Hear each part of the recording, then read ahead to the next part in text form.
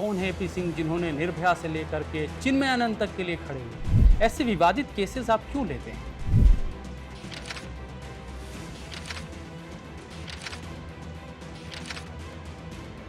विवाद केस का कई बार राजनीति से जुड़ा होता है। ब्रजभूषण के केस में पॉक्सो लगा रहे थे, उन पे लगने जा रही थी पॉक्सो। विनेश फोगाट अब कांग्रेस में शामिल हो गए और हैं। मैं पहले से कह बजरंग रहा पुनिया था, भी हो गए हैं। मैं क्या पहले अभी से ताकतवर हो गए? मैं पहले 1 साल से पहले कह रहा था, मैं जनवरी 23 से ही कह रहा था कांग्रेस की साजिश है, हरियाणा में चुनाव आने वाले हैं। आरजी कर हॉस्पिटल का मामले बहुत हुए, लेकिन वो वेस्ट बंगाल में हुआ, ममता दीदी के राज्य में हुआ, इसलिए हंगामा हो जाता है। मेरे लिए क्रिमिनल क्रिमिनल है, अपराधी अपराधी है। 2020 में हाथरस गैंगरेप हुआ था, उसमें आप आरोपियों के साथ खड़े हुए, और उसके पाकिस्तानी जो लड़की आई सीमा हैदर, उसके लिए भी खड़े हुए। इसी तरह से हनीप्रीत है, बाबा राम रहीम है, संत रामपाल हैं, चिन्मयानंद जो है, जैसा कि मैं बता रहा था अभी आपसे। आप ये सारे देखा जाए तो इनकी जो छवि है बड़ी नेगेटिव है। मैं लेता तो कभी नहीं हूँ, मेरे पास न लेने का समय है। हमने तो देखा अतीक अहमद के लिए भी भीड़ इकट्ठी हो गई, मुख्तार अंसारी के लिए भी हो गई। तो क्या इन्हें आप जो है गैंगस्टर अपराधी उस पर नहीं मानते? कुछ तो अच्छाइयाँ रही होंगी, अगर अच्छाइयाँ रही ना होती तो वो सांसद क्यों थे? क्या सभी राजनीतिक दल व्यक्ति के प्रभाव, प्रसार, दबाव, दबदबे को देख के टिकट नहीं देते हैं? Are you sure? बताइए इलेक्शन कमीशन ऑफ इंडिया। आपका कहने का मतलब है कि जो इंडिया का जुडिशियल सिस्टम है वो इतने इस हद तक पैरालिसिस का शिकार है कि वो न्याय नहीं दे रहा है, उसके ऊपर जो है बाहुबली हावी हो जा रहे हैं। क्या आप आनंद पाल को गैंगस्टर नहीं मानते हैं? दिन दहाड़े अगर कहा जाए, पुलिस सुरक्षा से उसका भाई विक्की जो है गोलीबारी करके उसे छुड़ा ले जाता है, तो आप उसको संत की संज्ञा कैसे दे सकते हैं?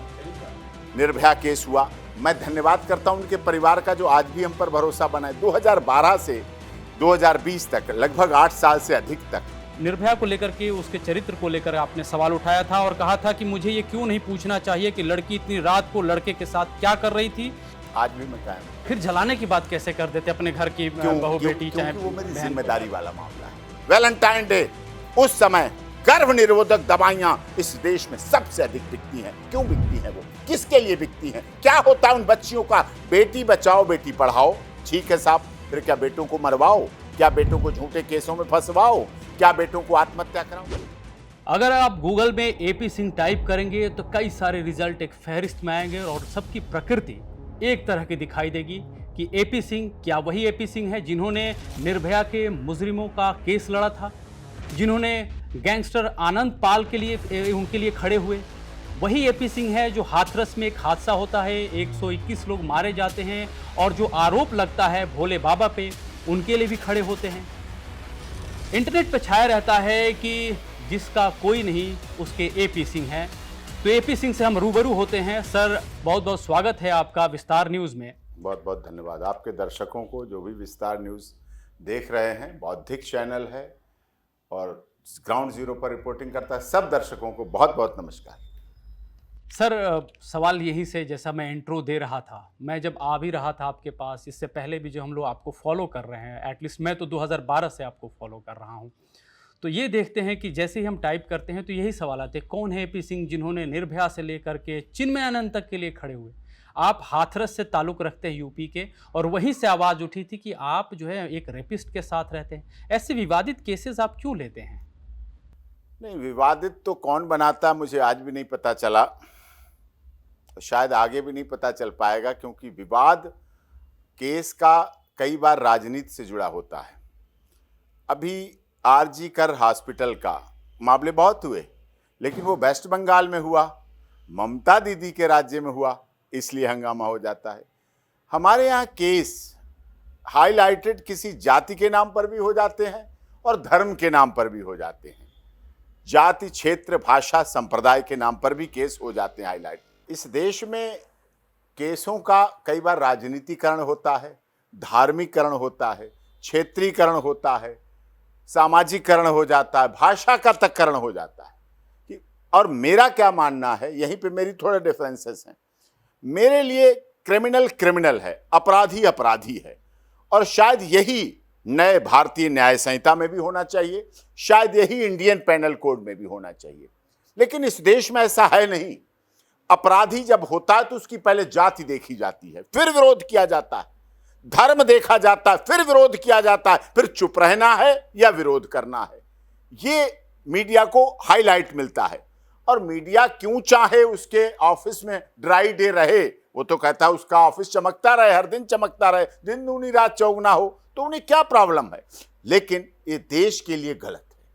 अपराधी की कोई जाति, धर्म, क्षेत्र, भाषा, संप्रदाय नहीं होता। अपराधी कभी गरीब, दलित, शोषित, पीड़ित, मजदूर, मजलूम, अमीर, रईस, एमपी का बेटा, गरीब का बेटा, चपरासी का बेटा, चौकीदार का बेटा नहीं होता है। अपराधी सिर्फ अपराधी होता है और उसके साथ उस तरह से व्यवहार करना चाहिए। साथ में केस की उसकी जांच निष्पक्ष हो, बिना किसी राजनीतिक दबाव हो, निडरता के साथ हो, बिना कोई पॉलिटिकल प्रेशर हो। मीडिया ट्रायल से बचना चाहिए, मीडिया को भी उस चीज में अंदर नहीं जाना चाहिए। और इन्वेस्टिगेशन एजेंसी निष्पक्ष, निर्भीक, निडर जांच करें और ऑनरेबल कोर्ट बिना किसी दबाव के फैसला करें, न्याय मिलेगा, तब एसएसटी जस्टिस फॉर ऑल होगा, वैसे नहीं हो सकता। नहीं, एक जैसे मैं ट्रेट्स की बात कर रहा था आपके केसेस की, जैसे फेहरिस्त है, निर्भया गैंगरेप के दोषियों की बात कर लें, इसमें तो आप खासे चर्चा का विषय भी रहे। आपका जो है बाइकॉट तक हुआ, आपको नोटिस भी जारी किया था बार कोड ने, जो है एसोसिएशन ने आपके खिलाफ। उसके बाद देख रहा हूं कि 2020 में हाथरस गैंगरेप हुआ था, उसमें आप आरोपियों के साथ खड़े हुए, और उसके पाकिस्तानी जो लड़की आई सीमा हैदर, उसके लिए भी खड़े हुए। इसी तरह से हनीप्रीत है, बाबा राम रहीम है, संत रामपाल हैं, चिन्मय आनंद जो है, जैसा कि मैं बता रहा था अभी आपसे।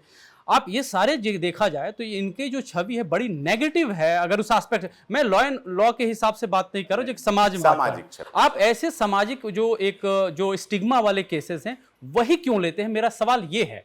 मैं लेता तो कभी नहीं हूं, मेरे पास न लेने का समय है, लेकिन जो मेरे पास आता है फिर मैं प्रयास करता हूं कि उसे न्याय दिलाऊं, अपने ऑफिस से निराश ना करके भेजूं। मेरा प्रयास रहता है कि मैं उसे न्याय दिलाऊं।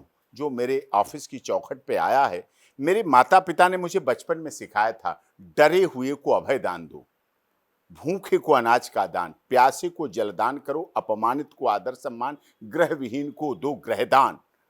तो डरा हुआ एक्यूज होता है, अंडर ट्रायल प्रिजनर होता है, उसका परिवार होता है, कुछ तो अपने कृत्य की वजह से डरा होता है, जो उसने कार्य किया गलत, कुछ सामाजिक बाइकाट की वजह से गलत होता है, 2, कुछ पुलिस का प्रेशर, 3, कुछ मीडिया का प्रेशर, 4, तो वो हर तरफ से डरा होता है। डरे हुए को अभय दान दो कि आप बैठिए, ठीक है, भारत के संविधान में आपके लिए भी वकील मिलेगा, भारत के संविधान में आपके लिए भी हम कोर्ट में खड़े होंगे। और जब भारत के संविधान में डॉक्टर भीमराव अंबेडकर बाबा साहब लिख के गए और हमें बता के गए और कह के गए कि भारत के संविधान के आर्टिकल पढ़िए और उसके तहत अपने एक्यूज के लिए कार्रवाई करिए, अंडर ट्रायल प्रिजनर होता है। कोई शुरू में तो बन नहीं जाता, लेकिन आपने जो लिस्ट दी, आपने उनका एक पहलू निगेटिव बताया। निर्भया केस हुआ, मैं धन्यवाद करता हूं उनके परिवार का, जो आज भी हम पर भरोसा बनाए। 2012 से 2020 तक, लगभग 8 साल से अधिक तक, नीचे से लेकर ऑनरेबल सुप्रीम कोर्ट, महामहिम राष्ट्रपति, महामहिम गवर्नर साहब, ऑनरेबल दिल्ली हाई कोर्ट, सब जगह मैं ही रहा एडवोकेट। शुरुआत से लेकर 12 से 20 तक लगातार उन्होंने हमारे पर विश्वास किया, मैं उनका धन्यवाद करता हूं। लोग नहीं विश्वास करते हैं, लोग एक डेट पे एडवोकेट चेंज कर देते हैं, बदल देते हैं, हटा देते हैं, उनका बात। दूसरा, आपने कहा स्वामी चिन्मयानंद इस देश के गृह मंत्री रहे हैं। स्वामी चिन्मयानंद 3 बार के सांसद और अटल जी की सरकार में गृह मंत्री रहे भारत सरकार के। चलिए, वो एक पक्ष था, लेकिन उन पर आरोप लगे, बाइज्जत बरी कराया मैंने उनको, बाइज्जत बरी कराया। जो उनके कंप्लेनेंट थी, शिकायतकर्ता थी, जो उनका एक्सटॉर्शन कर रही थी, वो जेल में गई और वो जेल में रही और वो बाहर हुए और एक्यूटल हुए। दूसरा केस हाथरस रेप प्रकरण, आपने कहा अभी की जल्दी, जिसमें सभी पार्टियों ने उसे एक टूरिस्ट प्लेस बना लिया था। अब बटा हुआ भाग कैसे है? जो लोग हाथरस रेप प्रकरण में आ रहे थे, ठीक अब वो कलकत्ता में नहीं जा रहे हैं, और जो कलकत्ता में जा रहे थे वो हाथरस में नहीं आ रहे थे। ऐसा हमारा देश है, रंगीला देश है। वो तो पॉलिटिकल तो बात है, लेकिन मैंने हाथरस रेप प्रकरण लड़ा, सीबीआई जांच हुई, अलीगढ़ की ट्रायल कोर्ट में सीबीआई फास्ट ट्रैक कोर्ट में केस चला, और 3 एक्यूज जिनको मैं कह रहा था बाइज्जत बरी हुए, झूठे आरोप साबित हुए, बाइज्जत बरी हुए। ये आपके सामने है। हनीप्रीत की आपने बात की, लोग तो उसे क्या कर रहे थे, हरियाणा पुलिस तो एनकाउंटर करा देती। मैं मीडिया का धन्यवाद करता हूं, जो मैंने आप लोगों के समक्ष उसे पेश किया और ले जाके सरेंडर किया, बच गई। और यही बात जो आपने आनंद पाल में कोर्ट की, आनंद पाल को भी मैं राजस्थान के मीडिया के सामने पेश कराना चाह रहा था। मैंने ऑनरेबल राजस्थान हाई कोर्ट को एप्लीकेशन दी, राजस्थान सरकार के आदरणीय गृह मंत्री जो थे उस समय गुलाब चंद कटारिया, उनको एप्लीकेशन दी, मिला में नेशनल ह्यूमन राइट्स कमीशन को दी, देश के गृह मंत्री को एप्लीकेशन दी कि हम सरेंडर कर रहे हैं, ऑनरेबल कोर्ट में एप्लीकेशन दी, सरेंडर कर रहे हैं, आप हमें सरेंडर कराइए, सुरक्षित कराइए, कहीं बलबीर बाणूदा जैसा केस ना हो जो सेंट्रल जेल बीकानेर में मार दिया गया था आनंद पाल का साथी, जो बचाने आया, गोली आनंद पाल पे चली और वो बलबीर बाणूदा आ गया और मारा गया। मैंने प्रयास किया, लेकिन उसके बाद भी आनंद पाल का झूठा एनकाउंटर हुआ, गोली मारी गई, सरेंडर करते समय गोली मारी गई। सोचिए, अब जो व्यक्ति सरेंडर के लिए तैयार हो जाए, मुख्य धारा में जुड़ने के लिए तैयार हो जाए, उसकी गोली मारी गई। और उन पुलिस अधिकारियों ने जिन्होंने गोली मारी थी, जिन्होंने किया, आज वो मर्डर के मुलजिम ट्रायल फेस कर रहे हैं। सारे अधिकारी 302 के मुलजिम माने गए। आप आनंद पाल की जो बात कर रहे हैं, इसमें दो चीज़ बड़े देखी जाती है कि उसकी जो शव है वो 3 हफ्ते तक डीप फ्रीजर में रखा गया था, और आपके ही कहने पर जहाँ तक मेरी जानकारी है उसके बाद उसके घर वाले तैयार हुए कि उसका दाह संस्कार किया जाए, एक बात। और दूसरी बात, क्या आप आनंद पाल को गैंगस्टर नहीं मानते हैं? दिन दहाड़े अगर कहा जाए, पुलिस सुरक्षा से उसका भाई विक्की जो है गोलीबारी करके उसे छुड़ा ले जाता है, तो आप उसको संत की संज्ञा कैसे दे सकते हैं? मैंने संत नहीं कहा, मैंने संत नहीं कहा, मैंने कहा एक अपराधी। देखिए, अपराध एक विकृति है मानसिक, और उसमें सुधार होना प्रवृत्ति है। अपराध से विकृति हो गई, लेकिन सुधारने की प्रक्रिया जो हमारी है वो जेल को सुधार गृह कहा गया है। इसीलिए जेल में क्या कैसे गाना बजता है, मैली चादर ओढ़ के प्रभु जी पास तिहारे आया, मैं मैली चादर ओढ़ के आया हूं, मेरी चादर को धो दो माननीय जज साहब, माननीय पुलिस अधिकारी, माननीय मीडिया महोदय, मेरी चादर को धो दो और मैं फिर उस चादर के साथ आपके साथ आना चाहिए। मुख्य धारा में जोड़ने का प्रयास। तो वाकई में मुख्य धारा में आना चाह रहा था? बहुत बात हुई थी? मेरी बात हुई उससे, मेरी बात हुई और वो जाना चाहता था। और ये जो अंतिम संस्कार वाला, उसमें हमारा बिल्कुल कोई रोल नहीं। मैं तो सरेंडर तक था, लोगों को लगा होगा मैं सरेंडर तक था, उसके बाद उनके परिवार की मांगे थी, डिमांड थी, और वो सारा कुछ उनके परिवार का था। अंतिम संस्कार तो उनसे जुड़ा हुआ मामला, मैं तो वहां था भी नहीं। मैं तो जिस समय प्रकरण हुआ, उस दिन का प्रकरण हुआ, उस दिन मैं संत रामपाल दास जी महाराज, जो आपने केस बताया हिसार में, जज साहब उनसे जेल में मिल रहा था, संत रामपाल जी महाराज से, उनके परिवार वालों से जेल में मिल रहा था, वहां मुलाकात कर रहा था। वहां तो फोन भी हमारे पास नहीं था। जो प्रकरण हुआ, लेकिन अब वो वापस नहीं आ सकता, वो समय चला गया, समय बीत गया। ऑनरेबल कोर्ट ने उन अधिकारियों को भी 302 का मुलजिम माना कि ये जिन्होंने गोली मारी थी, जिन्होंने मारा है, राजनीतिक है। उस समय क्या चला राजस्थान में, कमल का फूल हमारी बड़ी भूल। अब मैं अपने दर्शकों को यहाँ बता दूं, आनंद पाल राजस्थान के एक बड़े गैंगस्टर थे, और उनका गैंग जो है कई मामलों में सक्रिय रहता था, और वो राजनीति तक को काफी हद तक प्रभावित करने का दमखम रखता था। यहाँ तक कि कहा जाता है कि आनंद पाल के एनकाउंटर के बाद भारतीय जनता पार्टी का इसका खामियाजा भुगतना पड़ा, और एक खास जो वर्ग है, ठाकुर वर्ग, उसके वोटों का उसे हर्जाना चुकाना पड़ा है। इस बात में सच्चाई है? हाँ, बिल्कुल सच्चाई है। लोग नाराज हो गए, बहुत बहुत नाराज हो गए, और वो नाराजगी बात तक रही, ऐसा नहीं है। मोदी जी ने संभालने का प्रयास किया, अमित शाह जी ने संभालने का प्रयास किया, राजनाथ सिंह जी ने संभालने, अरुण सिंह जी राजस्थान के प्रभारी बनाए गए भारतीय जनता पार्टी के, प्रयास किया। लेकिन जो चीज़ चली गई वो जनता में तो चली जाती है। लोग उसे आइकॉन मानते, वो लोगों की मदद करता, न्याय करता, गरीबों के साथ अच्छी तरह पेश आता, लोगों के लिए वो अच्छा था। नहीं, किसी की मृत्यु पर आप भी समझते हैं लाखों की भीड़ कभी इकट्ठी हुई है? हमने तो देखा अतीक अहमद के लिए भी भीड़ इकट्ठी हो गई, मुख्तार अंसारी के लिए भी हो गई। तो क्या इन्हें आप जो है गैंगस्टर अपराधी उस तरह नहीं मानते? कुछ तो अच्छाइयां रही होंगी। अगर अच्छाइयां रही ना होती तो वो सांसद क्यों थे, विधायक क्यों थे? लॉ एंड ऑर्डर के लिए लॉ एंड ऑर्डर। देखिए, अगर जनता सांसद बनाती है, अगर जनता विधायक बनाती है, तो कुछ तो अच्छाइयां रही होंगी, ऐसा तो आप मना नहीं कर सकते। उन्होंने संविधान की शपथ ली ना, मैं अतीक अहमद सना वल्दियत सो एंड सो, भारत के संविधान की शपथ लेके सांसद की। अगर कोई शपथ लेने के बाद ऐसा तो नहीं कि वो पाक साफ हो जाता है, वो एपेक्स बॉडी हो जाता है, रहेगा तो इसी लोकतंत्र का हिस्सा रहेगा। और जो सामाजिक मान्यताएं हैं, कहीं ना कहीं उसमें बहुत सारी रूढ़ियां हैं, उसको काउंटर, चाहे उसका कहा जाए मर्ज जो है, वो हमारी न्यायपालिका है, हमारे कानून व्यवस्था है। क्या आपको नहीं लगता कि ये लोग एक ऐसे बीमारी थी जो कहा जाए सोसाइटीज में, अगर उसके साथ कानून उसको कोप इन करता, कानून उसकी जो है देख रेख करता, तो सही रहता? और वो कानून के हिसाब से चलते। नहीं, कानून ने देख रेख लॉ एंड ऑर्डर का तो उन्होंने अगर वो उल्लंघन किया। कानून की देख रेख में ना रहते तो डेट पे जाते क्या, तारीखों पे जाते थे, पेश होते थे, मुकदमे फेस करते थे, बेल लेके ही निकलते थे ना। ऐसा तो नहीं जेल ब्रेक करके आए, जेल ब्रेक करके तो कभी नहीं आए। संसद तो इलेक्शन कमीशन ऑफ इंडिया में नॉमिनेशन भरा होगा ना, बैलेट में, वोटिंग मशीन में, ईवीएम में उनका नाम आया होगा। किसी राजनीतिक दल ने, मैं राजनीतिक दल की बात नहीं कहता, किसी न किसी राजनीतिक दल ने उन्हें अपना प्रत्याशी बनाया होगा, उनके लिए प्रचार किया होगा। वो भी राजनीतिक दल तो हमारे भारत के संविधान और इलेक्शन कमीशन ऑफ इंडिया से ही तो बने हुए हैं, बंधे। क्या आप अतीक अहमद को छोड़ दीजिए, मुख्तार अंसारी को छोड़ दीजिए, आनंदपाल नहीं रहे दुनिया में, अब उनकी आत्मा को शांति मिले, जो कि हमारा फर्ज है कहने का, तो कह ही सकते हैं। लेकिन क्या बात कंट्रोवर्सल हो जाएगी, लेकिन है देश के लिए जरूरी। क्या इस देश की वर्तमान संसद में, इस समय नई संसद में, आपराधिक रिकॉर्ड के लोग, भूमाफिया, रेपिस्ट, गैंगस्टर, डॉन, रॉबरी के केस, मर्डर के केस, 307 के केस, चीटिंग के केस, स्कैम के केस, घोटाले के केस, मोलेस्टेशन के केस वाले सांसद नहीं बैठे हैं? Are you sure? बताइए इलेक्शन कमीशन ऑफ इंडिया।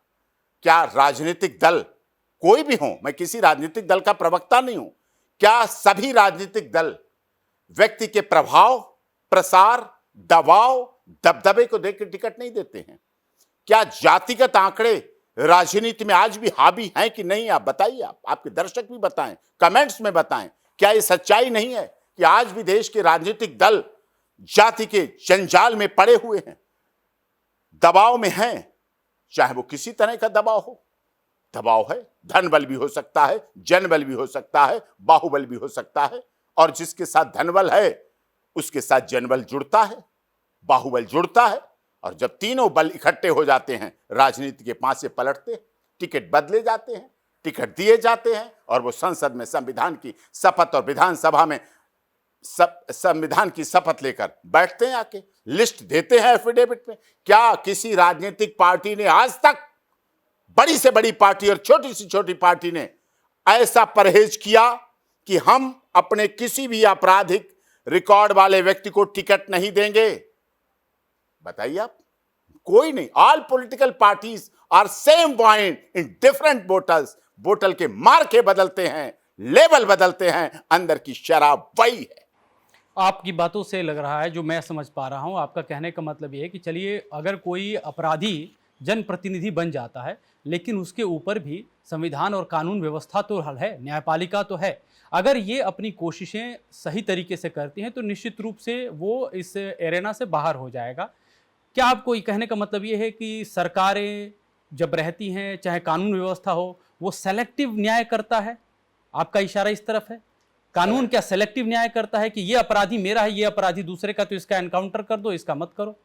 न्याय एक बड़े मकड़ी के जाले के समान है। जैसे आपने किसी बंद मकान में मकड़ी का जाला देखा होगा, बहुत बड़ा जाला, उसमें छोटे छोटे कीड़े मकोड़े छोटे छोटे उसमें फंस के मरते रहते हैं। फिर एक न्याय लेने के लिए एक व्यक्ति आता है, ऐसा बड़ा, उसमें धनबल भी है, जनबल भी है। वो रैली दिखाकर जनता को पलटने का विश्वास रखता है, वो रैली करने का पैसा रखता है, बड़ी रैली, जिससे जनता का मॉब बदल सके। धनबल, जनबल, बाहुबल, तीनों वाला व्यक्ति उस मकड़ी के जाले में ऐसे आता है, मकड़ी का जाला फटता है और वो व्यक्ति न्याय ले लेता है जाकर, और छोटे छोटे कीड़े वर्षों से वहां लटक रहे होते हैं, अटक रहे होते हैं, खटक रहे होते हैं। कुछ छिपकलियां आके उनका अंतिम संस्कार कर रही होती हैं, खा खा के अपना भोजन बना के। इस तरह से है न्याय। आपका कहने का मतलब है कि जो इंडिया का जुडिशियल सिस्टम है वो इतने इस हद तक पैरालिसिस का शिकार है कि वो न्याय नहीं दे रहा है, उसके ऊपर जो है बाहुबली हावी हो जा रहे हैं। कई बार देखिए, मैं बताता हूं, जुडिशियल सिस्टम, आपने अतीक अहमद, मुख्तार अंसारी के केसेस की बात की। ऑनरेबल इलाहाबाद हाई कोर्ट में न्यायाधीशों ने, ऑनरेबल हाई कोर्ट के न्यायाधीशों ने उनके केस लड़ने से मना कर दिया। बताइए आप, क्या था न्याय? उनकी ड्यूटी थी करना न्याय, लेकिन उन्होंने मना कर दिया। और वो एक दो न्यायाधीश नहीं थे, 11 न्यायाधीश थे। धीरे धीरे 11 न्यायाधीशों ने उनके केस को लड़ने से मना कर दिया। क्या था न्याय? क्या कभी किसी गरीब के लिए मना किया? उसे न्याय देने में उसे सिर्फ मिलती है तारीख पर तारीख, तारीख पर तारीख, तारीख पर तारीख, वो तारीखों में पिसता चला जाता है। लेकिन आपने देखे बाहुबली, न्याय ले आते हैं। Honourable chief justice of India ने तो रिटायर्ड थे, उन्होंने तो भरे सम्मेलन में कहा था, भरे सम्मेलन में, जिसमें honourable justices, lawyers, solicitor general सभी थे, कि आप लोगों के लिए, जजेस के लिए कहा कि आप न्याय का तरीका बदलिए।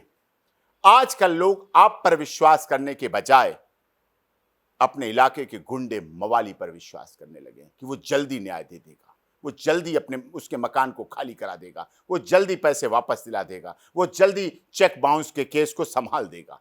लोग इतना करने लगे। उन्होंने कहा, ये जागृति की, हम लोगों के लिए भी बोला, सबके लिए बोला कि आप समझिए, आज जुडिशरी के सब लोग हैं। और यही बात देश की महामहिम राष्ट्रपति जी ने ऑनरेबल सुप्रीम कोर्ट के लॉन हॉल में बोला, सबके सामने बोला कि मैं बचपन में जब सुनती थी तो मैं 3 लोगों को भगवान मानती थी। डॉक्टर, कई भगवान है नहीं है, आज यहां डॉक्टर नहीं, क्योंकि सारे वकील थे, ऑनरेबल जजेस थे, सारा सिस्टम था, हाई कोर्ट, सुप्रीम कोर्ट के जस्टिस थे।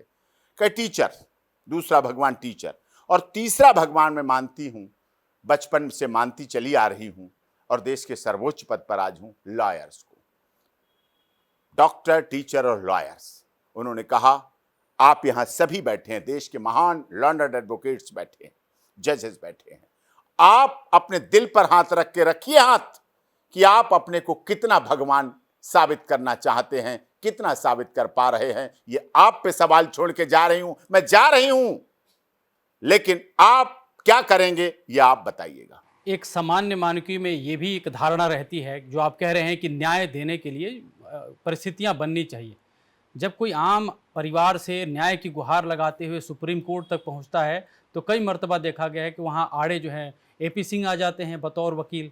निर्भया के ही मामला मैं फिर से उघाड़ना चाहूँगा। उनकी माँ कोई बहुत संपन्न, ताकतवर नहीं थी। वो अक्सर जो मीडिया में बयान देती थी, वो आदमी देखता भी था, और उस समय आपके भी बयान बड़े ही मतलब कहा जाए कि ज्वलनशील होते थे, बाहर भी और कोर्ट रूम में जब आप बहस करते भी तो बड़े जज्बात के साथ बहस कर रहे होते थे।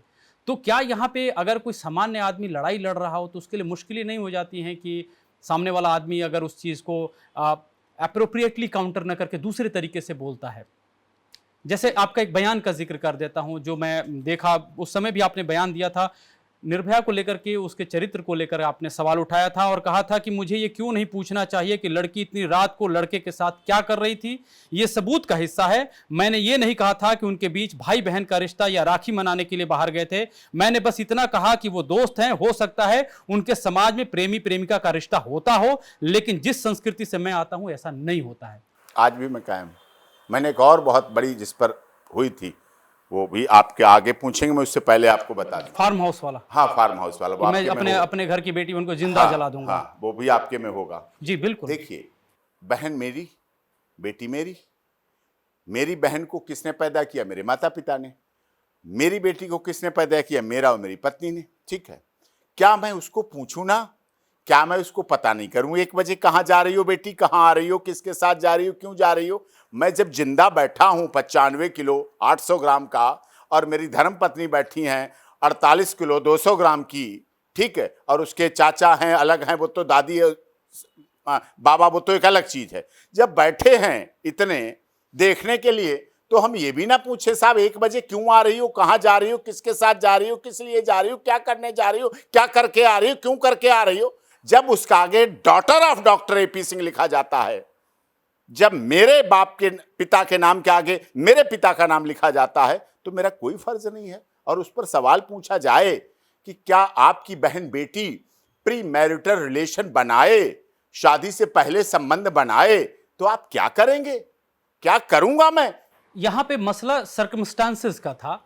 अगर कोई लड़की वयस्क है, वो बाहर जा रही है, इसका मतलब तो नहीं चलिए वो गलत कर रही है आपके नैरेटिव के हिसाब से। शादी करेंगे ना उसकी, धूम धड़ाके से बारात बुलाएंगे, भरी सर्दी में भी बारात बुलाएंगे और विदा करेंगे। मेरी बात तो सुन लीजिए कि 1 मिनट के लिए हमें फर्ज कीजिए कि वो बाहर जाती है, आपके नैरेटिव के हिसाब से वो गलत कर रही है, लेकिन वो बाहर, इसका मतलब तो ये नहीं कि उसका जो है उसका अपराधीकरण करके उसके जो है उसके साथ बलात्कार कर दिया जाए, या 4 लोग जो है उसके साथ बदमाश। ऐसी सोसाइटी के खिलाफ लॉ एंड ऑर्डर काम क्यों नहीं करे? करेगा, करा ना काम, करा, पूरा काम किया। मैंने कोई मना किया? मैंने तो संविधान के अनुसार वो लड़ाई लड़ी। लेकिन क्या माता पिता का फर्ज नहीं बनता है कि अपनी बच्चियों और बेटा और बेटी दोनों के बारे में पता रखें? बलात्कारी आता कहां से? पाकिस्तान से साहब आता है, आतंकवादी बना लेते हैं आप उसे। चलो सीमा कोई आपने बख्श दिया, वही बड़ी गनीमत है। नहीं तो आपने तो सीमा हैदर को भी स्पाई है, जासूस है, आतंकी है। मैं कहता रहा डोली आई है पहली बार पाकिस्तान से, गोली बंद हुई है, आप उसे स्पाई, जासूस, आतंकवादी। वो तो इस राखी के बंधन को कह लो जो लोग चुप हुए कि जब डॉक्टर एपी सिंह ने अगर राखी बंधन बांधी है, बंधवाई है, तो शायद गंभीरता। एपी साहब इसलिए कहा जाता है कि दुनिया में बहुत सारे केसेस हैं। आप सिक्किम का ही उदाहरण ले लीजिए। राजा साहब ने जो वहां पे शादी की थी वो अमेरिकन एजेंट थी। बाद में हमने किस तरह सिक्किम को वहां से छुड़ाया, अपने में मिलाया। इस तरह स्पाइस नेटवर्क के बहुत सारे किस्से हैं। हो सकता है उसी का एक आधार मान के, जैसे आप अपनी नैरेटिव रख रहे हैं, मीडिया ने भी रखा, लोगों ने भी रखा, सब मैंने मीडिया को बुरा नहीं माना। मैंने मीडिया के माध्यम से ही हमने तो उसको, देखिए मेरी क्या आदत है, मेरे ऊपर भी कोई पत्थर फेंके ना, मैं पत्थर उल्टा नहीं फेंकता, मैं सारे पत्थर इकट्ठे करता हूँ, इकट्ठे करता रहता हूँ। बदरपुर मंगाता हूँ, सीमेंट मंगाता हूँ, मिस्त्री मंगाता हूँ, सारे पत्थरों से दीवार बना दो। कभी पत्थरों से ये दीवार बन गई, कभी पत्थरों से ये दीवार बन गई। बस किसी दिन मन करता है पत्थर बड़े मंगा के छत डाल देता हूँ, ऊपर कुर्सी डाल के बैठ जाता हूँ। तो पत्थर बुरी बात नहीं है, आलोचना कभी बुरी बात नहीं। मेरे सवालों का यहाँ पे जवाब यहाँ आके मिला है कि आप जो है इतने नेगेटिव केसेस क्यों लेते हैं? आप पत्थर बनाते हैं फिर उससे अपना जवाब, ये जवाब नहीं। लोग पत्थर, अब मैं पत्थर का पत्थर देने जवाब मानता नहीं, क्योंकि मैं तो गांधी जी को पढ़ा है, मैंने father of nation Mahatma Gandhi को पढ़ा। वो कहते हैं हिंसा किंचित मात्र भी नहीं होनी चाहिए। तो मैं तो अहिंसावादी हूं, मैं तो नॉन वायलेंस पे विश्वास करता हूं, तो मैं तो अहिंसावादी रहूंगा ही। फिर जलाने की बात कैसे कर देते अपने घर की बहू बेटी? चाहे वो मेरी जिम्मेदारी वाला मामला है, वो सार्वजनिक मामला नहीं है। बीबीसी ने सवाल पूछा, अगर वॉल स्ट्रीट तो बीबीसी जैसे लोग तो सवाल पूछ सकते हैं, भारत का चैनल तो नहीं पूछ सकता। खैर उन्होंने जब पूछा, आप पूछ लीजिएगा, ठीक है, लेकिन तो ये जवाब मेरा अपना है, मेरी अपनी सभ्यता संस्कृति क्या है। मैं उन परिवार वालों में से नहीं, आज भी कंट्रोवर्सी हो जाए तो मेरे पर कोई फर्क नहीं पड़ता। आज भी इस देश में ऐसे बहुत से माँ बाप हैं जो 2 बजे अपनी लॉबी के लॉन में खड़े होकर देखते हैं कि गाड़ी आई, बेटी आई, 2 लड़कों ने उसे उतारा, शराब पिए हुए है, उनका नौकर जाके उसको लेके आ रहा है, अर्धनग्न कपड़ों में लेकर आ रहा है, और गाड़ी लड़कों की चली गई। आज भी इस परिवार में, इस देश में ऐसे लोग हैं, मैं उनका क्या करूं? आज भी नाइट क्लब, पब चलते हैं पूरी बादशाहत के साथ। आज भी इस देश में Valentine day, love day, kiss day, hug day, propose day, hello day, rose day, purple day, black day, क्या क्या डे मनाए जाते हैं इस देश में। रक्षाबंधन, भैया दूज, भाई बहन के त्योहार घटते जा रहे हैं, ये क्यों मनाए जाते हैं? और उसके बाद आंकड़े बता रहा हूं मैं, आंकड़ों के साथ बात आपसे कर रहा हूं। और जब ये डे मनते हैं, वैलेंटाइन डे, उस समय गर्भ निरोधक दवाइयां इस देश में सबसे अधिक बिकती हैं। क्यों बिकती हैं? वो किसके लिए बिकती हैं? क्या होता है उन बच्चियों का? कौन है वो बहनें, कौन है वो बेटियां, कौन है माता पिता, कौन है वो परिवार जिन घरों में वो बेटियों के साथ ऐसा हो रहा है? कौन से वो होटल हैं जहां जाकर ऐसी बहन बेटियों को ले जाया जाता है? और 2 महीने बाद एवॉर्शन के आप लिस्ट निकालिएगा, 2 महीने के बाद उन्हीं बहन बेटियों के एवॉर्शन की लिस्ट आती है। क्या समाज है? कैसे समाज की बात कर रहे हैं आप? वकील साहब, आप बिल्कुल, आप अपना पक्ष जो रख रहे हैं बड़ी मजबूती से रख रहे हैं, लेकिन इसका दूसरा एस्पेक्ट भी है, आप उसको क्यों नहीं देखते हैं? अपराध की बात जिस कर रहे हैं, जिस कल्चर की बात कर रहे हैं, पब कल्चर की बात कर रहे हैं, जिस तरह से जो वैलेंटाइंस डे मनाया जा रहा है उसकी बात कर रहे हैं, और भी ममालिक हैं इस दुनिया में, जैसे डच कंट्रीज हैं। उदाहरण के तौर पे मैं यहाँ पे आपके सामने में भी एक डेटा के साथ कर लेता हूँ, अभी एग्जैक्ट नहीं पता है, लेकिन आप देख लीजिए, हमारे दर्शक भी गूगल कर लेंगे। दुनिया में सबसे ज्यादा अपराध कम उन्हीं देशों में, वहां तो पब कल्चर है, वहां तो वैलेंटाइंस डे मनाया जाता है, वहां तो कपल साथ चलते हैं, बैठते हैं, रात के 12 बजे तक चलते हैं, लेकिन वो अपराध तो नहीं होता जो हम हिंदुस्तान के परिप्रेक्ष्य में देख रहे हैं और बात कर रहे हैं। वहां रेप लॉ उतना टाइट नहीं है, वहां कंसेंशुअल रेप बिल्कुल मानते ही नहीं है। यहां क्या होता है, 8 साल 5 साल बाद जज साहब को पता चलता है, जब वो मुलजिम वीडियो देता, साहब जज साहब वकील साहब दिखाते हैं 5 साल बाद, ये साहब लड़की आगे आगे होटल में जा रही थी, हाथ पकड़ के जा रही थी, बुकिंग के पैसे भी लड़की ने ही ऑनलाइन किए साहब, ये देखिए वीडियो, ये कौन क्या कर रहा है। इंटरनल जब वो वीडियो दे पाता है, तब जज साहब कहते हैं इस तब तक वो 5 साल जेल में रह चुका होता है, वो दरिंदा बन चुका होता है, वो भेड़िया बन चुका होता है, परिवार में उसका समापन हो चुका होता है, क्योंकि उसकी तस्वीर खुलेआम छापी जाती है मीडिया, न्यूज चैनल और अखबारों में। दरिंदा पेश हुआ, और लड़की की आइडेंटिटी छिपा दी जाती है। मेरे पास ऐसे केस हैं, लड़की एक, यहां लिखाया मनोज, यहां लिखाया मनोज, यहां लिखाया मनोज, यहां लिखाया Manoj, I love you Manoj, I love you Manoj, I love you Manoj, I love you. और उसने 5 मनोज कुमार टारगेट किए सोशल मीडिया से, और 5 मनोज कुमार को पर डे उनसे कमाती थी पैसे। उसको भेजा दिल, उससे भेज, उससे मोबाइल चार्ज करा, उससे होटल का बिल दिला, उससे गाड़ी खरीदवा, उससे कपड़े खरीदवा। 5 मनोज उसे देखते, जब अंतरंग मुद्रा में एक एक करके देखते, एक एक करके देखते, वो खुश दीवाने हो जाते। वाह मेरी रानी, तू तो मेरी महारानी है, रानी है, पटरानी है, सब कुछ है। लेकिन मैंने वो केस वर्कआउट किया, 5 मनोज कोर्ट में इकट्ठे खड़े कर दिए, और उधर वो उसे इकट्ठा खड़ा कर दिया, और वो अकेली खड़ी, और 5 मनोज इकट्ठे कर दिए। 5 मनोज का शोषण हुआ, पैसों से एक्सटॉर्शन हुआ, रेप की FIR दर्ज हुई, मुकदमे डाले गए, FIR रेप की कंप्लेंट की हुई, आखिर में कॉल डिटेल निकाल निकाल के इन्वेस्टिगेशन कर करके तब ढूंढ पाया। इसे आप क्या कहेंगे? शोषण नहीं है, मिसयूज नहीं है, दुरुपयोग नहीं है, ये दुरुपयोग है, ये हो रहा है। सोचिए आप, व्यक्ति क्या देखता था? मनोज कुमार, हर शख्स कदम कदम पर तो Manoj Kumar I love you लिखा है। मोडस अप्रेंडिस कैसा अपनाया गया कि मनोज कुमार को ही टारगेट करूंगी। आजकल सोशल मीडिया है, मिल जाते हैं सब, उसे सोशल मीडिया कह लो, लेकिन कई बार वो सोशल भेड़िया बन जाता है। वकील साहब, आप अभी जो है महिलाओं को लेकर के बात कर रहे थे कि कुछ ऐसी हरकतें होती हैं जिसके चलते ये प्रवृत्ति बढ़ रही है, जो मैं एज्यूम किया। कोलकाता के आरजीकर मेडिकल कॉलेज में फिर क्या था? वहाँ एक डॉक्टर बैठी थी, जो अभी तक बातें सामने आई हैं, उसके बाद उसकी दरिंदगी से उसकी जो है रेप के बाद हत्या होती है। इसके बारे में क्या? उसने थोड़ी प्रोवोक किया था फिर? बहुत ब्रूटल नहीं, प्रोवोक नहीं किया। मैं उस केस को, वो लोग आए थे, मैं कर नहीं रहा हूँ, इसलिए अभी मैटर सब जुडिस है। मैं बहुत सी बातें कहना नहीं चाहता हूँ, दिस वे या दैट वे में चली जाएंगी। बातें तो बहुत हैं, चार्जशीट आने दो, इन्वेस्टिगेशन होने दो, इम्पार्शल इन्वेस्टिगेशन। लेकिन हाँ, घटना दुखद थी, बीभत्सकारी थी, और शर्मिंदगी देने वाली थी, और ऐसी जगह पर होने वाली थी जहाँ सवाल तो फिर मैं उठाऊंगा ही कि क्या वहाँ कोई और गार्ड, चौकीदार, चपरासी नहीं थे? उनके मौन रहने का कारण, उन्हें चुप कहलाने का कारण, घटना के तुरंत बाद उसका रिनोवेशन होने का ऑर्डर दे दिया गया। घटना कहीं हुई, उसे कहीं ले जाया गया। हत्या को आत्महत्या बना दिया गया अधिकारियों द्वारा, हॉस्पिटल के ऑफिशियल्स ने उसे आत्महत्या बना दिया। पुलिस ने पहली बार इस देश में हुआ, पहले पोस्टमार्टम हुआ, फिर FIR दर्ज हुई। आप सोचिए, आप कितना, कभी नहीं होता है, पहले FIR होती, फिर पोस्टमार्टम होता है। पोस्टमार्टम में FIR नंबर लिखा जाता है, लेकिन पोस्टमार्टम पहले हुआ, FIR बाद में हुई।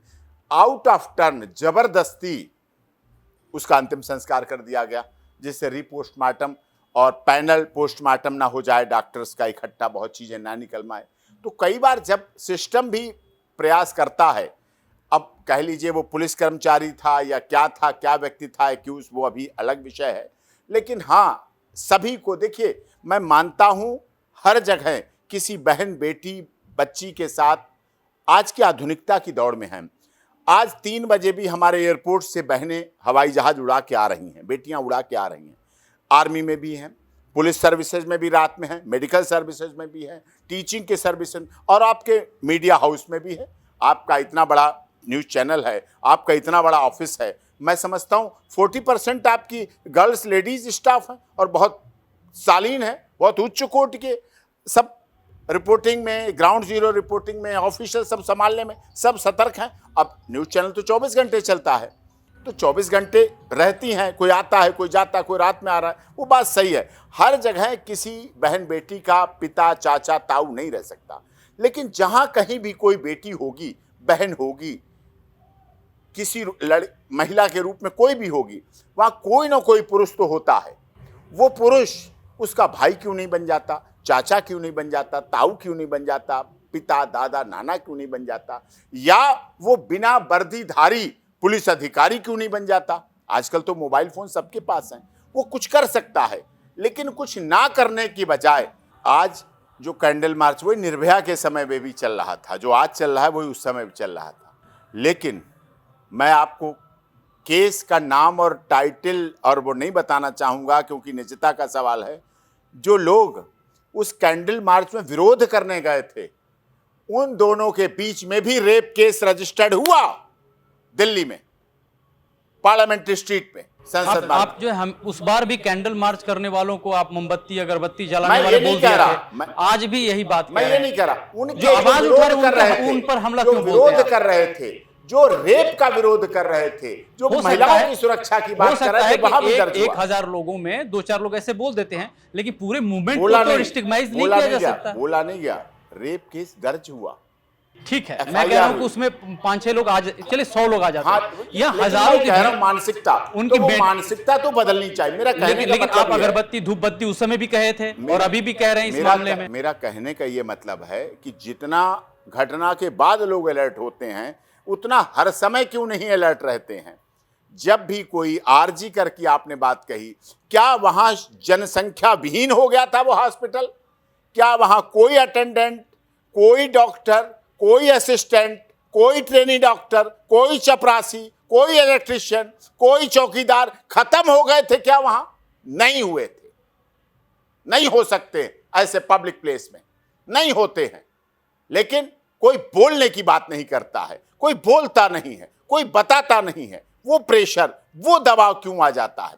मैंने यही कहा कि हर जगह बहन बेटी के साथ पिता नहीं है, लेकिन हर व्यक्ति पिता क्यों नहीं बन जाता? उसे अपनी बहन बेटी क्यों नहीं मान लेता? हर बेटियों को इतना उनके जो समाज एतबार क्यों नहीं दे देता है कि वो बिना भाई और पिता के ही क्यों ना अपने आगे बढ़ सके?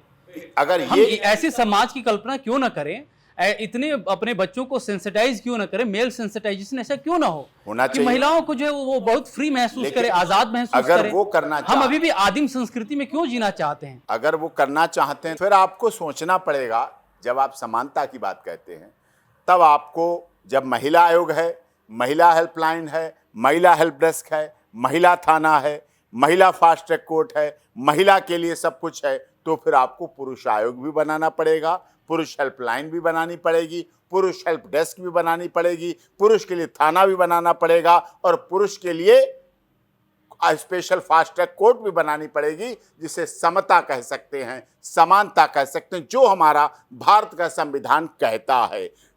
बिल्कुल। अभी क्या कहा जाता चलिए है? जी, हाँ। बेटी बचाओ बेटी पढ़ाओ। ठीक है साहब, फिर क्या बेटों को मरवाओ? क्या बेटों को झूठे केसों में फंसवाओ? क्या बेटों को आत्महत्या कराओ? इस देश में 150 से 250 प्रतिदिन पुरुष आत्महत्या करते हैं। इन कानूनों के मिसयूज की वजह से, दुरुपयोग की वजह से, जब इन कानूनों का दुरुपयोग होता है, बेटी बचाओ बेटी पढ़ाओ आपने कह दिया, फिर ये क्यों नहीं कहा जाता बेटा बेटी एक समान कहता है मेरा संविधान? ये क्यों नहीं आप लागू ये होता? बातें जो कह रहे हैं कि महिलाओं को लेकर कानून स्ट्रिक्ट हैं, 2012 में भी ये डिबेट चला, कोर्ट ने भी कहा था कई मामलों को लेकर कि स्ट्रिक्ट कानून बनाना ही बहुत मुनासिब नहीं है। अभी पश्चिम बंगाल सरकार, ममता बनर्जी की सरकार, जब ये घटना सामने आई आरजीकर मेडिकल कॉलेज की, उन्होंने विधानसभा में कानून पारित किया है। 10 दिन के भीतर ऐसा फास्ट ट्रैक अदालत करने की उन्होंने सिफारिश की अपने कानून में कि 10 दिन के भीतर ही न्याय हो जाए। बतौर लीगल एक्सपर्ट, क्या 10 दिन वाकई में एक तरह से कहा जाए मुफीद हैं कि न्याय दिलाया जा सके, या फिर ये भी एक मिसयूज करने का आपके हिसाब से वो हथकंडा है? नहीं, वेस्ट बंगाल की माननीय मुख्यमंत्री ममता दीदी महिला हैं और बहुत कठिन परिस्थितियों से निकलकर राजनीति के इस पटल तक आई हैं। सब जगह को उन्होंने देखा है और गंभीर है, धीर है, गंभीर है। लेकिन उनका ये निर्णय सिर्फ उनके अपने डर को दिखा रहा है। जैसे कि दिल्ली की 3 बार की माननीय मुख्यमंत्री शीला दीक्षित खुद अपनी सीट नहीं बचा पाई थी विधानसभा में, जबकि उन्होंने दिल्ली को चमकाने में, दिल्ली के विकास में, दिल्ली के लिए बहुत जीतोड़ काम किए और कॉमनवेल्थ गेम की सफलता दिल्ली की माननीय मुख्यमंत्री शीला दीक्षित के कार्यों पर आधारित थी। हम सफल हुए, लेकिन उनकी सीट विधानसभा की नहीं बची।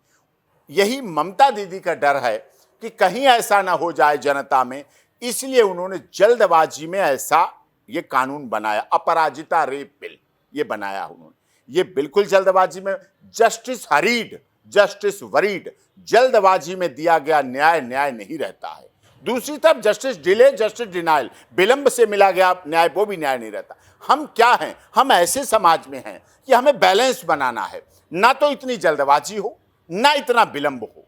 फास्ट ट्रैक कोर्ट हो, वेरी गुड, लेकिन 10 और 15 दिन में कौन सी ऐसी इन्वेस्टिगेशन एजेंसी, सीबीआई आप और ले आइए, आप एफबीआई भी ले आइए, अमेरिका की फेडरल इन्वेस्टिगेशन एजेंसी ले आइए, एफआईए ले आइए, लेकिन वो भी नहीं कर पाएंगे। हर चीज का सीएफएसएल होना है, सीडीआर आनी है, कॉल डिटेल लेनी है, डीएनए लेना है, साइकोलॉजिकल टेस्ट कराने हैं, आजकल आधुनिक टेक्नोलॉजी में ब्रेन मैपिंग कराना है, लाई डिटेक्टर कराना है, पॉलीग्राफी टेस्ट कराने हैं, 161 सीआरपीसी के एविडेंस रिकॉर्ड करने हैं, 164 का स्टेटमेंट रिकॉर्ड करनी है, सब चीजें कलेक्ट करनी है, क्राइम रिपोर्ट आनी है, क्राइम सीन आना है, सब कुछ आना है। तो इतनी जल्दबाजी में दिया गया न्याय, अब न्याय अपनी नेचुरलिटी को खो देता है, वास्तविकता को खो जाता है, वो भी देश के लिए गलत है और समाज के लिए गलत। उन्होंने तो जिसमें 10 साल की सजा थी, हम फेडरल संघ में, हमारा संघीय ढांचा है, हमारा कानून भारत का जो बनता है वो गुवाहाटी में भी लागू होता है,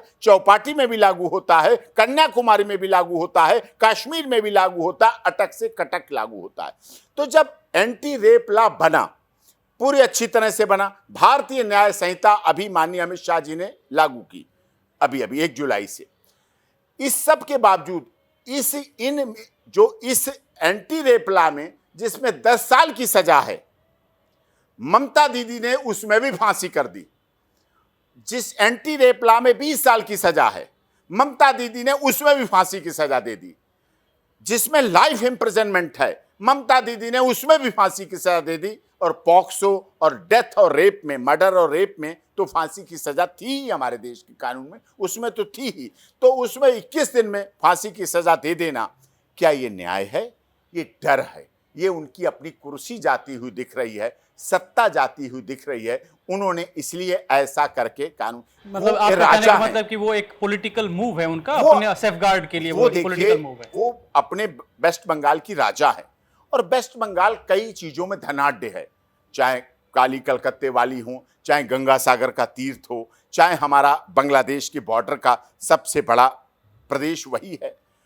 उसके बाद ऐसे प्रदेश की मुखिया होने के नाते उनको इन बातों पर ध्यान देना चाहिए। और जो उनकी टीम ने ऐसी जल्दबाजी में ये अपराजिता रेप बिल पास करा दिया विधानसभा में, वो पूरी तरह से गलत है और बिल्कुल गलत है। आपने अभी जो इससे पहले जो बता रहे थे इस पूरे घटनाक्रम में जो आरजीकर मेडिकल कॉलेज में, और आपने बताया कि ये माना कि प्राइमा फेसी जो केस की कह रही है, बहुत सारी जो है गलतियां हुई हैं, जांच में बहुत सारी चीज़ें गड़बड़ की गई हैं। एक हाइपोथेटिकल क्वेश्चन है, हो सकता है ये सही भी हो जाए जिस तरह से आप केस लेते हैं। अगर जो आरोपी है इस केस का, आरजीकर मेडिकल कॉलेज में जो डॉक्टर के साथ हुई है, उस आरोपी का आप केस लड़ेंगे अगर आपके पास आते हैं? वो तो आ चुके हैं मेरे पास, प्राइमा फेसी आप ही कह रहे हैं कि उनके परिवार वाले आ चुके हैं, दिल्ली पड़े रहे थे, लेकिन अभी मैंने उनको मना कर दिया है। पहला कारण मेरे पास समय ना होना, ये है, और कोई कारण नहीं। दूसरा दूर होना, कारण दूर होना। दूसरी बात, लेकिन फिर आप एक तरफ बता रहे हैं कि उस घटना में बहुत सारी बदमाशियां हुई हैं, अप्रत्याशित रूप से हुई हैं, फिर भी आप इस केस को लेने जा रहे हैं। नहीं, लेने नहीं जा रहा अभी। मैं कह रहा हूं कि आपने एक ऑप्शन रखा है ना, एटलीस्ट मुझे तो आपने ऑप्शन रखा कि दूरी के चलते छोड़ रहे हैं। अगर मान ले नजदीक होता आप तो केस पिक कर ले होते अब तक। नहीं, तो अगर मेरे पास आ जाए और आए और वो कहे, तो फिर मैं तो, मेरे बचपन में माता पिता ने पता क्या सिखाया था, एक कविता थी, सिलेबस में थी, वो माता पिता ने मुझे ढंग से रटा दी। सामने पहाड़ हो, सिंह की दहाड़ हो, तुम कभी डरो नहीं, तुम कभी झुको नहीं। सामने पहाड़ हो, सिंह की दहाड़ हो, न डरना है न झुकना है। कविता बहुत लंबी है, आपका टाइम ज्यादा लग जाएगा, लेकिन उसका क्रक्स यही है कि सामने पहाड़ हो, सिंह की दहाड़ हो, तुम कभी डरो नहीं, तुम कभी झुको नहीं। अगर उसको एडवोकेट की जरूरत थी और वही वेस्ट बंगाल सरकार को देना पड़ा, लीगल एड का एडवोकेट देना पड़ा, लेकिन वो अपना फर्ज निभाने में पूरी तरह मजबूत नहीं। उन्होंने पहले दिन कह दिया मैं उसको न्याय दिलाऊंगी। न्याय तो दिलाना जिसकी तरफ से आप हैं उसको न्याय दिलाएंगे ना, ना कि कंप्लेंट। यानी कि आप भी न्याय के लिए तो सरकार के वकील है ना। अभी आप मान रहे थे कि एक जो है कहीं ना कहीं वहां पे बदमाशी हुई है, दूसरी तरफ आप उस जो लोग हैं जहां पे बदमाशियां चल रही, आप दूसरे पक्ष को न्याय दिलाने के लिए खड़े हो रहे हैं। काउंसिल, आप लीगल काउंसिल हो रहे हैं, आप बताओ लीगल काउंसिल सही है? मैं नहीं कह रहा हूं आपको, मैं न्याय कभी नहीं दिलाता। न्याय देने का काम ऑनरेबल कोर्ट का होता है। मैं अपने मुल्जिम की, अपने वादी की, अपने क्लाइंट की पक्ष को रखता हूं कि ये इसका पक्ष है, ये इसकी बातें, न्याय तो जज साहब आपको देते ऐसा हैं। नहीं लगता कि आप लीगल दुनिया के कर्ण हैं? जैसे कर्ण गलतियों के बावजूद भी अपने सखा मित्र दुर्योधन के लिए खड़ा होता है, कौरवों के लिए खड़ा होता है, आप भी इसी मजमे में चले जाते हैं जहां पे कर्ण की भूमिका निभाते। मैं तो काउंसिल हूं, मेरा धर्म है इनको बचाना, अब चाहे जो एड़ी चोटी का जोर लगाना पड़े। मैंने तो अभी फिर भी छोड़ रखे हैं आतंकवादी। एडवोकेट तो आतंकवादियों को भी दिलाए जाते हैं, नीचे से लेकर ऊपर तक दिलाए जाते हैं। एडवोकेट तो आतंकवादियों को देती है सरकार, खूब देती है, चौड़े होके लोग देते हैं, उनके लिए भी वकालत करते हैं। मैंने तो अभी आतंकवादियों के लिए वकालत नहीं करता हूं, अपने को दूर रखा हुआ है कि देश का हूं, देश की बात करूं, अच्छी बात नहीं है, उचित नहीं है। मैंने तो, और दुनिया में दो ही व्यक्ति हैं भी, आपने कर्ण की मिसाल दी कि कर्ण ने जिसका साथ दिया उसका दिया, और एडवोकेट भी जिसके साथ होता है उसका साथ देता है, और साथ उसे देना चाहिए। मतलब दरवाजा आपका कोलकाता के जो रेप आरोपी है उसके लिए खुले हैं आपके? नहीं, दरवाजे तो अभी मैंने बंद कर दिए हैं, अभी तो दरवाजे बंद कर दिए, सीधे मना कर दिया। उन्होंने बहुत प्रयास किया, बहुत अप्रोच की, बहुत हमारे कलकत्ता के लॉयर्स हैं, कलकत्ता हाई कोर्ट के लॉयर्स हैं, बड़े मित्र हैं, उन्होंने भी अप्रोच किया, नहीं सर आप यहाँ आइए, हमें सीखने को मिलेगा। मैंने कहा आपके सीखने के चक्कर में फिर हम भी तो उस चरखी में आ जाएंगे, बड़ा दूर भी है। चलिए मैं आखिरी पड़ाव पे चलता हूँ, और आपके जो आप ये सारा चीज़ आप ही के ऊपर निर्भर करेगा, डिपेंड करेगा। जब ये सारे केसेस आप लड़ रहे होते हैं, चाहे वो निर्भया से शुरू होता है, ये इसका जो एक सिलसिला जो मैं अपने होश हवास में देख रहा हूँ, जो डॉक्यूमेंटेड है मीडिया में, तो आपके ही बयान है कि आपके जो रिश्तेदार हैं, नाते हैं, वो आपसे जो है बात करना नहीं चाहते, उन्होंने मुंह मोड़ लिया। तमाम जो केसेस आते हैं उस पर भी आपको कहा सुनी हुई, हाथरस के लोगों ने आपको जो है कह दिया कि आप हमेशा रेप वालों का ही, आप आतंकवादी का नहीं उठाते हैं, बढ़िया बात है, आप रेपिस्टों का क्यों उठा लेते हैं? देखिए, रैपिस्ट की अब हाथरस वाला बरी हुआ, कहाँ चैनल ने चलाया?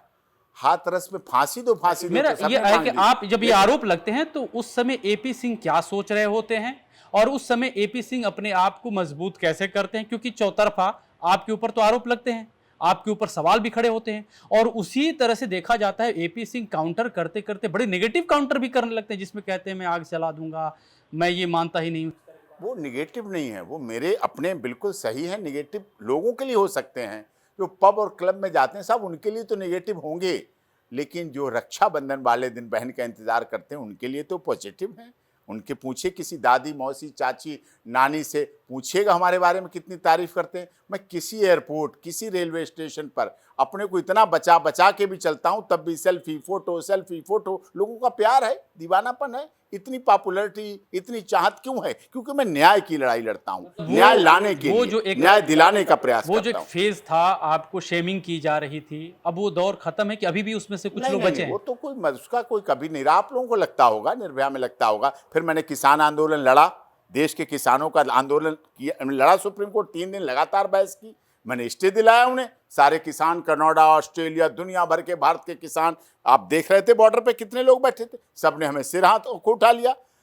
आपने देखा ब्रजभूषण के केस में पॉक्सो लगा रहे थे, उन पे लगने जा रही थी पॉक्सो, हमने बचाई और वो बचे, नॉट अरेस्टेड की चार्जशीट फाइल हुई, सबके सामने है। और देखा जिस तरह से खिलाड़ियों ने राजनीति की, उसमें देखा आपने, आज वही कांग्रेस में मिल रहे हैं। इसी बात में सवाल आगे करने वाला हूं, इसी बात को। हाँ, तो मैं अपनी बात पूरी कर दूं। हर उत्तराखंड का गायत्री मिशन संस्थान परिवार हुआ, मैंने उनका केस लड़ा, पीड़िता की तरफ से लड़ा, सामने आया, सब कुछ आया। संत रामपाल दास के लिए लोग बहुत बुरा कहते हैं, उन्होंने शायद समाज को संभालने के लिए दहेज रहित शादियां, नशा मुक्त समाज, संत रामपाल दास जी महाराज ने जाति विहीन समाज को बनाने के लिए काम किया, पूरे देश में काम किया। उनके करोड़ों फॉलोअर्स हैं, इसमें कोई शक नहीं, पूरी दुनिया उन्हें देखती है, और उन्हें अहिंसा के नाम के लिए किया, और सदाचारी और शाकाहार पे जोर दिया। राम रहीम ने डेरा सच्चा सौदा, बेशक आरोप हो, लेकिन वो व्यक्ति ऐसा था जिसके कहने पर लोगों ने ब्लड डोनेशन के इतने पंप जैसे लग गए, ब्लड लेने वालों की कमी पड़ गई, ब्लड रखने की कमी पड़ गई, ब्लड देने वालों की कमी नहीं रहती है। वकील साहब, ये है कि कितना भी कोई परोपकार करे, लेकिन अपराध एक कर दे तो सारा परोपकार ध्वस्त नहीं, वो हम तो वही रखेंगे। हाँ। हम तो वो रखेंगे ना। उन्होंने सफाई अभियान कैसे चलाया, दहेज मुक्त शादियां कैसे की, उन्होंने जीवी रोड से लड़कियों को बुलाकर अपनी बेटी, शाही बेटी का नाम देकर उनका विवाह कराया, उनका मेडिकल चेकअप करा के सारा कराया, बच्चे जिनके नहीं थे उनको बच्चे गोद दिलाए, अस्पताल, स्कूल, विद्यालय, सफाई अभियान काम जो है वर्ल्ड सिनेरियो पे देखें तो हमारे एक मुल्क है पड़ोसी पाकिस्तान में, हाफिज सईद करता है, लेकिन बाहर आतंकवाद फैलाता है। अगर उन बढ़िया कर्म कर रहे हैं, नो डाउट, इस सभी के लिए स्वीकार्य है, लेकिन जब वो अपने अंदर से कोई पाप निकाल के दूसरे पे थोपते हैं तो वो तो गुनाह की श्रेणी में आएगा। मैं राम रहीम की बात कर रहा हूं। तभी तो वो जेल में है, तभी तो उन्हें पैरोल करानी पड़ती है। लेकिन उनकी 11 बार पैरोल हुई ना, वो भी पैरोल तो कानून से ही हुई। कहीं ना कहीं अदालत ने समझा ना कि अच्छा व्यक्ति तो था, फिर गलत चला घूम गया। के आ जाते हैं कि जिसके हाथ में बाहुबल है, राजनीतिक बल है, वो कुछ भी कर सकता है। मकड़ी का जाल जो आप आपके कह रहे हैं, सामने है ना, दिख रहा है ना, अब उसमें ज्यादा क्यों हमसे कहलवाओगे? मिला है ना, तो फिर होना चाहिए। तो फिर ये तो उन्हें आज सफाई आता कह हूं लो, फिर, स्वच्छता कह लो, उनका अभियान कह लो, वो कह लो। तो क्या अब हरियाणा के मैं यहीं से स्विच करना चाहूंगा। चलिए, बाहुबल की बात थी, पहले ब्रिजभूषण शरण सिंह के खिलाफ आरोप लगे, आप उस केस में पैरवी भी किए। विनेश फोगाट अब कांग्रेस में शामिल हो गए और हैं, मैं पहले से कह बजरंग रहा पुनिया था, भी हो गए हैं, मैं क्या पहले आगे से ताकतवर हो गए? मैं पहले 1 साल से पहले कह रहा था, मैं जनवरी 23 से ही कह रहा था कांग्रेस की साजिश है, हरियाणा में चुनाव आने वाले हैं इसलिए बदनाम किया जा रहा है, पार्टी की राजनीति है, पॉलिटिक्स की राजनीति है, इसलिए कह रहा था। आपको और इनपुट इसका कहां से राजनीति मिला का था? शिकार यही नहीं, आपको और बताता आपको हूं। इनपुट कहां से मिला था? नहीं, इनपुट तो वकालत करता हूं तो सब कुछ सोच समझ के ही करता हूं, पता करके करता हूं। हमने तो वो सर्टिफिकेट भी ला दिया, कब जुवेनाइल था और कब वो बड़ा हो गया, कब फिर से बड़ा छोटा बन गया, सोचिए आप, कब फिर से छोटा बन गया और पटियाला हाउस में विड्रॉ किया गया। तो वो सब डॉक्यूमेंट्स हैं, सब चीजें हैं। और ये बात, इसमें खिलाड़ी नहीं फंसते हैं। बिहार का मनीष कश्यप पत्रकार पे एनएसए रासुका लगा दी गई।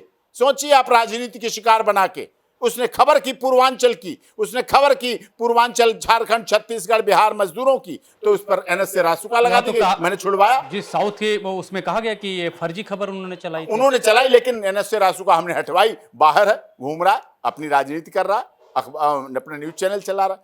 आनंद मोहन सिंह बिहार में आनंद मोहन सिंह पे कितना बड़े केस लगाए गए, सारे झूठे थे। जनता ने स्वीकार किया। वर्तमान में आनंद मोहन सिंह की धर्मपत्नी लवली आनंद जी, हमारी प्रिय भाभी जी, सांसद बनी बैठी है, बिहार से बनी है सांसद, सबने देखा। सर, विनेश फोगाट को लेकर के ही सवाल है मेरा कि जिस तरह से आपने कहा कि उनके पहले से मोटिव था कांग्रेस ज्वाइन करना और कांग्रेस का ये पूरा खेल है, ये आरोप आप लगा रहे हैं। ब्रिजभूषण शरण सिंह भी शुरू से यही कहते आ रहे हैं। अभी जब वो पार्टी में शामिल हो चुकी हैं कांग्रेस में और केस जो है, मामला सब जुडिस है, क्या आप लोगों की तरफ से अगर कहा जाए, बतौर ब्रिजभूषण सिंह की तरफ से, मामला और ज़्यादा उनकी तरफ स्ट्रांग हो जाएगा लीगली, या फिर अगर कहा जाए कि ये दलील सिर्फ दलील तक सीमित रहेगी, लीगल मैटर को कोई ज़्यादा परेशानी नहीं है? दलील नहीं है, ये सच्चाई है। ये सच्चाई है जो WFI को लेके हुई। हरियाणा के कुछ लोग डिस्ट्रिक्ट के समझते थे कि रेसलिंग फेडरेशन ऑफ इंडिया का अध्यक्ष पद सिर्फ उन्हीं का है। ऐसा नहीं था। इस देश में सभी का खून शामिल, यहाँ की मिट्टी में सभी का खून शामिल, यहाँ की मिट्टी में किसी के बाप का हिंदुस्तान नहीं है। अगर कोई किसी पद को लेकर समझता है, चाहे कोई पद पर हो बैठा हुआ व्यक्ति, समझता है कि उसके बाप का पद हो गया, ऐसा नहीं है। WFI को लेकर झगड़ा था, वो लोग वही बनना चाहते थे, उन्हें बनाना चाहते थे। उन्होंने विनेश फोगाट, इन सबको एक इस तरह से ऐसा आरोप लगे, और जो आरोप पुलिस ने भी अपनी इन्वेस्टिगेशन में माने, कोर्ट ने भी माने, पॉक्सो बोली गई पहले, पॉक्सो हटाई गई बाद में। इसका क्या मतलब था? व्यक्ति का तो आपने शोषण कर दिया, एक बार तो आपने बहुत बुरी तरह से दिखा दिया ब्रजभूषण को। जनवरी से जुलाई तक जैसा मैंने फेस किया, मैं जानता हूं इस केस को। क्या क्या लोगों ने, हरियाणा के लोगों को हमने किसान आंदोलन में जीत दिलाई थी, वहां के लोग कहने लगे सिंह साहब आप गलत कर रहे हैं ये उनका सपोर्ट करके।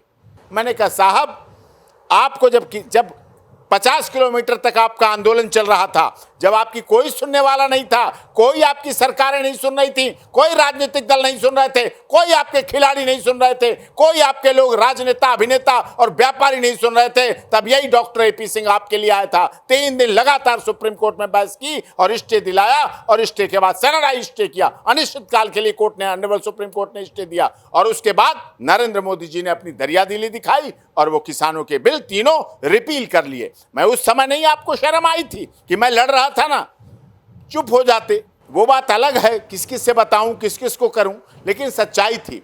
यहां केस का राजनीतिकरण होता है, यहां केस का जातिकरण होता है। हाथरस में राजपूत समाज कह के टारगेट किया गया, यहां भी ऐसा करके किया गया, जाट वर्सेस राजपूत कर दिया गया था ब्रजभूषण का केस। इस तरह भी किया गया। भी कहा जाता है कि आप ठाकुर के लिए खड़े हो जाते हैं, किसी भी हालत में ठाकुर खड़ा हो आप जो है उसके लिए खड़े, आपके ऊपर भी जातिवाद का आरोप लगा है। किसान कौन थे? किसान इस देश के गुवाहाटी से चौपाटी, कन्याकुमारी से कश्मीर, कपास का किसान, चाय का किसान, ड्राई फ्रूट का किसान, आलू का किसान, गन्ने का किसान, सरसों का किसान, दालों का किसान, ये कौन किसान थे? किस जाति के किसान होते हैं? मैंने किसानों की लड़ाई लड़ी ना। संत रामपाल दास जी महाराज, मैं तो संत की जाति नहीं समझता, लेकिन जाति की लड़ाई लड़ी। नारायण साकार हरि के लिए लोगों ने टारगेट किया। किस लिए टारगेट किया? क्योंकि नारायण साकार हरि जिन्हें भोले बाबा कहते हैं, जो अभी 123 मौतें हुई, हाथरस प्रकरण हुआ उसमें, मानव मंगल मिलन सद्भावना समागम, वो इसलिए लोग टारगेट कर रहे थे क्योंकि नारायण साकार हरि दलित समाज से आते थे, वंचित समाज से आते थे, और यहां तक फेस किया कि बहन मायावती, जो कि 4 बार उत्तर प्रदेश की मुख्यमंत्री रह चुकी, उन्होंने भी नारायण साकार हरि के लिए बोला बाबा बाबा को बचा रहा है। इसका मतलब क्या था? इसका मतलब बहन ममता, बहन मायावती जी को भी लगा कि अगर चांदी के सिंहासन पर बैठ सकती है तो सिर्फ मायावती बैठ सकती हैं। नारायण साकार हरि कैसे बैठ गए चांदी के सिंहासन पर? नारायण साकार हरि धार्मिक बात कैसे करने लगे? नारायण साकार हरि मानवता, भाईचारे, भलाईचारे की बात करने लगे। नारायण साकार हरि का ये मिशन कैसे चल पड़ा? वहां तो कोई चंदा है नहीं, चढ़ावा है नहीं, दान पात्र है नहीं, वहां तो कोई किसी तरह का है नहीं, इस तरह का चरण रज और पैर छूने की तो वहां प्रचलन है नहीं। उनके फोटो तो पैर छूते के आते हैं, नीचे बैठे के आते हैं। उन्हें प्रॉब्लम हुई कि कैसे दलित समाज का नारायण साकार हरि भोले बाबा कैसे बन गया, इस देश का 3 से 4 करोड़ फॉलोअर्स रखने वाला कैसे वो संत बन गया, जिसके आगे पीछे इतना सैलाब है, भीड़ है, दुनिया है। क्यों? सत्यता थी, वो सत्य का साथ करते थे, मानवता, भाईचारा, भलाई की बात करते थे, इसलिए हुई। लोगों में जातिगत अब भी है, ये कीड़ा समाज में रहता है, धार्मिक कीड़ा रहता है समाज। आपकी जुडिशरी पे भी जो है गंभीर आरोप लगते हैं कि जो सुप्रीम कोर्ट, जो एपेक्स बॉडीज है, वो किसी खास जाति वर्ग के लोगों के कब्जे में है। ये आरोप लगता रहा है और अभी भी चल रहा है। एक मुहिम भी चलती है सोशल मीडिया पे, आए दिन तो ये देखने को मिलता है कि किस जाति के लोग जुडिशरी में जजेस बन के बैठे हुए हैं। क्या आप मानते हैं कि ये आरोप सही है? नहीं, ये आरोप गलत है। माननीय सर्वोच्च न्यायालय में हमारे दलित समाज के भी चीफ जस्टिस ऑफ इंडिया रहे, लेकिन उनके साथ कहा गया कि दुर्व्यवहार करा दिया। ना, कभी जस्टिस नहीं। दिनाकरण की बात कर रहे हैं। आज भी आप द्वारका कोर्ट जाइए, आज मैं गया था, सैटरडे था, मैं सुप्रीम कोर्ट के जस्टिस दिनाकरण की बात कर रहा हूं। मैं उनकी बात कर रहा हूं। उसमें प्लेट में आप देखिए आएगा पत्थर का, चीफ जस्टिस ऑफ इंडिया जो उद्घाटन किया वो हमारे दलित समाज के थे, और उस समय चीफ जस्टिस ऑफ इंडिया थे, और 2008 में द्वारका कोर्ट का उद्घाटन हुआ था, किया था। उनका प्लेट आज भी लगी है। ऐसा नहीं है, लेकिन हाँ, कहने वालों को तो कुछ ना कुछ कहते रहते हैं। ये भी कहा जाता है कि अगर कोई लड़का वकालत पढ़ रहा है और आउटसाइडर है और वो चाहे कि हाई कोर्ट या सुप्रीम कोर्ट में प्रैक्टिस करना चाहे, तो उसके लिए चीज़ें आसान है, उसे लोहे के चने चबाने पड़ जाते हैं। ये कई वकील, वकालत पढ़ने वाले लड़कों से मैंने सुना है कि अगर उनके कोई चाचा, ताऊ, दादाजी, उनकी पीढ़ियां अगर लीगल फील्ड में होती तो उनको आसान होती, क्योंकि जैसे बाकी लड़कों के लिए आसान हो जाती है। लेकिन जो बाहर से आउटसाइडर आते हैं, ये भी एक बॉलीवुड की तरह यहाँ पे नेपोटिज्म है। नहीं, मैं इसे पूरी तरह नहीं मानता हूँ, क्योंकि मैंने अपने जीवन में देखा 26 वर्षों की वकालत हो गई honourable supreme court of India में। सुप्रीम कोर्ट बार का लाइफ टाइम मेंबर हूँ। लॉयर्स वेलफेयर एसोसिएशन के माध्यम से देश भर के वकीलों से प्यार है और उनके लिए एडवोकेट प्रोटेक्शन की लड़ाई लड़ता हूँ। एडवोकेट प्रोटेक्शन एक्ट होना चाहिए। अभी भी हमारी नमिता तोमर, कासगंज में एक लड़की की हत्या हो गई, एडवोकेट थी, तो वहाँ कल मैं हाथरस गया, अलीगढ़ गया। प्रॉब्लम थोड़ी सी तो ज़रूर होती है, लेकिन मैं भी फर्स्ट जनरेशन लॉयर हूँ। मेरे परिवार में फादर पुलिस ऑफिसर थे और थे, लेकिन मैं खुद में अपने परिवार का फर्स्ट जनरेशन लॉयर हूँ।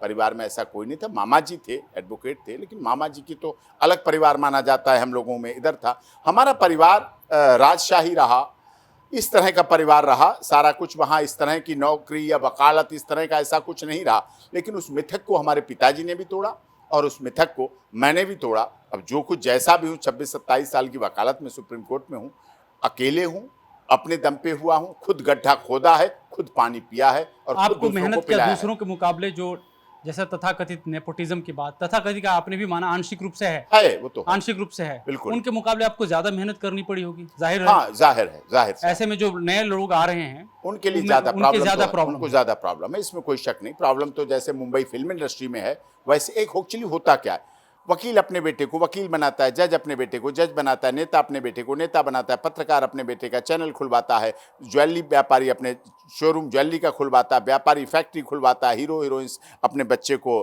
फिल्म इंडस्ट्री में लाते हैं। तो ये तो सब कुछ है, चला आ रहा है, उस पर पीढ़ी दर पीढ़ी चला क्या आता आपको है। नहीं लगता जुडिशरी एक बड़ी ही एक पायस संस्था है और बड़ी इंपॉर्टेंट संस्था है लोकतंत्र की, इसको इस तरह से नहीं होना चाहिए, इसमें कुछ ना कुछ ऐसे बदलाव मैकेनिज्म इस तरह से आना चाहिए ताकि खास चीज़ों का प्रभाव, खास वर्ग का प्रभाव इस तरह से ना हो?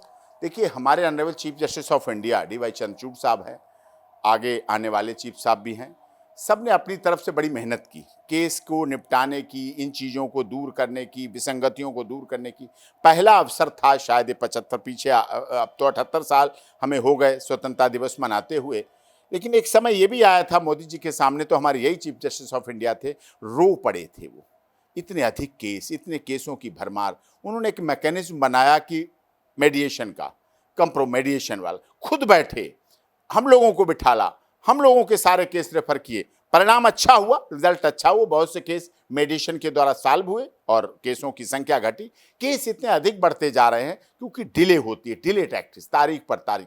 वो तारीख पर तारीख केवल कोर्ट से नहीं, वो तारीख पे तारीख वकील दोनों पक्ष की भी जिम्मेदार हैं, इन्वेस्टिगेशन एजेंसी भी जिम्मेदार है, और साथ में दोनों पक्ष के क्लाइंट भी जिम्मेदार हैं। मैं बड़ी जिम्मेदारी के साथ कह रहा हूं, बुरा लगेगा क्लाइंट्स को, क्लाइंट भी जिम्मेदार हैं इस बात के लिए। डिले जब उनका फायदा होता है, उन्हें स्टे मिल गया होता है, जब स्टे मिल गया साहब लंबा चलने दो, जेल में है जल्दी बेल कराओ, बेल हो गई अब जब लंबा चलने दो, तो ये क्या है?